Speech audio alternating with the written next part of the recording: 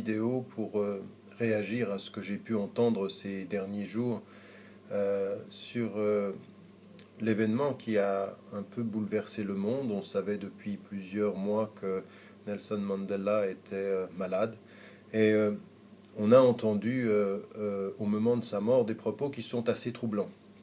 Des propos qui sont troublants de la part de musulmanes et de musulmans à travers le monde qui, au-delà de sa lutte, au-delà de ce qu'il a représenté, en sont arrivés à dire que d'un point de vue musulman, on ne pouvait rien dire et que c'était un homme qui était destiné finalement au pire tourment après la mort, puisqu'il n'était pas musulman et que l'on connaît en l'occurrence le verset qui dit et qui répète dans le Coran, Inna ad-dina 'inda Allahi al-Islam, la religion auprès de Dieu c'est l'islam, et donc tous ceux qui ne sont pas musulmans sont par définition voués à la perte et à l'enfer dans la vie de l'au-delà. Et pourtant, et pourtant, il faut faire extrêmement attention parce que cette réduction du verset, par exemple, cette réduction de la compréhension de l'islam, elle est particulièrement grave parce que elle nourrit en nous cette idée que nous avons la vérité, que nous pouvons nous permettre de dire n'importe quoi sur des femmes et des hommes qui ont voué leur vie à des causes et à des engagements extrêmement nobles. Et en fait, il faut revenir à l'essence même de notre religion. En fait, ce que nous devons comprendre, c'est que il y a une dimension dans la création de l'homme où Dieu nous dit, ou ce que nous devons comprendre fondamentalement, c'est وَلَقَدْ كَرَّمْنَا بَنِي آدَمَ. Nous avons donné la dignité aux hommes, aux êtres humains. Et puis il y a un autre verset dans la sourate 49 qui nous dit Inna akramakum indallahi atqakum. Le plus noble parmi vous est celui qui a la conscience, la révérence amoureuse la plus profonde en Dieu. Et que ça, finalement, est taqwa, toute cette dimension de la révérence, de la piété, de la révérence amoureuse, c'est un secret que seul Dieu peut connaître, puisque Dieu connaît le secret des cœurs et personne d'autre. Et en même temps que l'on a ceci, il y a cette idée fondamentale en islam que la diversité a été voulue par Dieu. Si Dieu l'avait voulu, il aurait fait de vous une seule communauté. Et il n'a pas voulu une seule communauté, il a voulu la diversité. Et il a voulu la diversité en nous disant en même temps qu'à chacun, il a donné les kullin ja'alna minkum shir'atan wa minhaja. À chacun, nous vous avons donné une voie et vous nous avons donné une praxis, un rituel, une méthodologie, une façon de vivre dans les prohibitions et dans les obligations.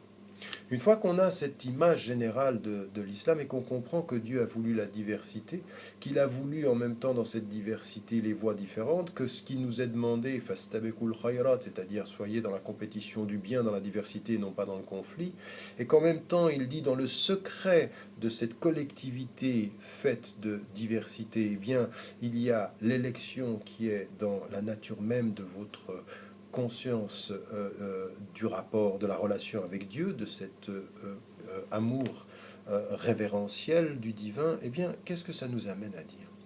Ça nous amène à dire que ce que même avaient dit aussi les savants, même sur la question de l'islam, quand on comprenait l'islam, la religion auprès de Dieu et l'islam, certains savants mettaient en évidence que l'islam, au moment où Moïse porte le message, c'est la tradition juive, au moment où Jésus porte le message, c'est la tradition chrétienne, paix soit sur eux deux. Et puis, en l'occurrence, ensuite, il y a le message ultime. Et donc, en tant que musulmans, évidemment, nous pensons que c'est la vérité. Nous pensons que c'est la vérité, que c'est l'ultime message, mais en même temps, nous reconnaissons qu'il y a différentes voies et que pour qu'on puisse parler de quelqu'un et de dire que c'est un kafir, par exemple, que c'est quelqu'un qui nierait ou Dieu ou la véracité de ce dernier message, attendez, il faut qu'on fasse extrêmement attention parce que ça veut dire en l'occurrence que quelqu'un connaît, il a su ce qu'était la substance du message et qu'il l'a totalement rejeté et que son cœur de ce point de vue-là n'était pas dans la sincérité de la quête. Tout ceci, nous ne le savons pas. Tout ceci, nous ne pouvons pas commencer à juger les gens. Et nous devons sortir en tant que musulmanes et musulmans de ce jugement, de cette attitude de jugement systématique, parce que ce n'est pas en mettant tout le monde en enfer que nous nous assurons le paradis. Cette attitude, elle n'est pas vraie. Personne d'entre nous ne sait où il sera, où il ira, ce qu'il sera, ce qu'il en sera de lui. Et donc le mieux ici, c'est d'en venir à une dimension très importante en islam. Allahu A'lam. Dieu seul sait ce qui sera le destin de chacun. Et donc ça veut dire quoi cela? Ça veut dire que par rapport à quelqu'un comme Nelson Mandela, qui a enseigné au monde quelque chose. C'est quelqu'un qui s'est levé pour dire le racisme c'est non, que jamais il n'accepterait avec tous ceux qui étaient avec lui dans cette lutte que des Noirs soient maltraités ou traités de façon inférieure parce qu'ils étaient noirs par rapport au pouvoir blanc. Eh bien, cet homme-là, il a tenu des principes que nous partageons tous, qui sont des principes universels, que n'importe quel musulman et n'importe quel musulman doit porté, lui. Et il était lui-même entouré par des femmes et des hommes qui étaient des musulmans, qui ont été extrêmement fidèles, même si dans l'autre camp, on a même vu des savants et une autorité religieuse soutenir le régime de l'apartheid, parce que il y a même parmi les musulmans des gens qui sont lâches et qui soutiendront tous les pouvoirs, même les pires, alors qu'il y a eu des gens qui étaient de son côté. Et donc quand on a un homme qui a passé entre 25 et 27 ans, et même davantage d'ailleurs en prison, puisqu'il y a d'autres mois et années qu'il a passé par ailleurs, c'est quelqu'un qui a passé dans des années en prison à dire non et à dire j'ai toujours voulu la non-violence, mais quand ceux qui nous oppressent ne comprennent que le langage de la résistance armée parce que eux-mêmes ils nous tuent, eh bien nous devons nous lever. C'est un homme qui a eu une dignité et qui a eu une dignité en même temps quand il est sorti de prison. Après toutes ces années-là, il est resté droit. Il n'a pas été comme d'autres responsables. Je viens de rencontrer Aung San Suu Kyi récemment. Je n'ai pas pu lui dire parce que je n'ai pas pu l'approcher de près, mais j'aurais voulu lui dire que pendant toutes ces années où je l'avais soutenu parce que je descendais sur la place des Nations Unies à Genève pour soutenir son combat contre l'armée birmane, j'aurais voulu lui dire que ça n'est pas possible qu'une femme qui se soit battue pour les principes les oublie quand il s'agit des Rohingyas et que, en l'occurrence, pour des raisons électorales, ce que n'a pas fait Nelson Mandela.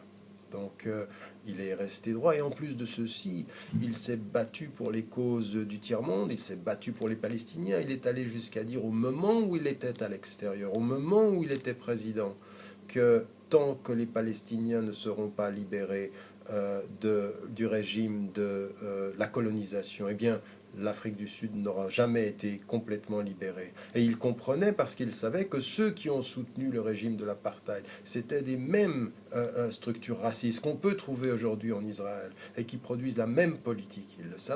Il savait ceci et il savait en même temps que ces alliances étaient extrêmement claires et il est resté extrêmement clair sur ses principes aussi. Et donc un homme qui, en même temps, comme me le disait le président mauricien, il rend visite d'État au président mauricien. On est vendredi et c'est le moment de la prière. Le président mauricien, qui est musulman, ne sait pas comment faire. Il doit rester avec lui parce que c'est une visite d'État. Et c'est Nelson Mandela qui lui dit non, non, vous allez prier et je vous attends parce que vos obligations viennent avant votre invitation et votre bienséance. Voilà l'homme de respect, l'homme de principe et l'homme de cœur. On sait comment il était, même avec les plus pauvres, et il a terminé sa vie en défendant l'éducation. Quand on sait tout cela, on ne commence pas à faire ou à tenir des propos comme certains le font dans la communauté musulmane. On l'a entendu en Amérique du Sud, en Afrique du Sud, on l'a entendu en Occident, on l'a entendu en France, on l'a entendu en Belgique, à travers le monde, sur les réseaux sociaux, des choses absolument inacceptables. Et donc, en l'occurrence, dire qu'il repose en paix, ou dire que Dieu, qui sait ce qu'était le contenu de son cœur, l'accueille dans sa miséricorde et lui offre ce qu'il méritait, il n'y a absolument rien de mal à cela.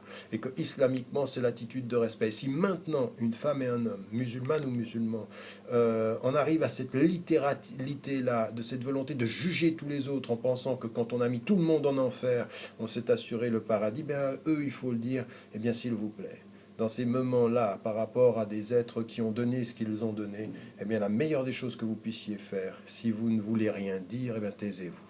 Ne commencez pas à insulter ceux qui disent, ne dites rien ou dites Allahu Alam et votre silence sera le meilleur moyen de faire silence sur la personne qui est partie, mais en même temps de vous respecter vous-même. Parce que ce que vous dites aujourd'hui dans le jugement des gens, les mettant en enfer, qui êtes-vous pour pouvoir le faire? Qui êtes-vous pour savoir le contenu des cœurs? Où serez-vous vous-même quand votre mort viendra à votre rencontre? Où allez-vous finir?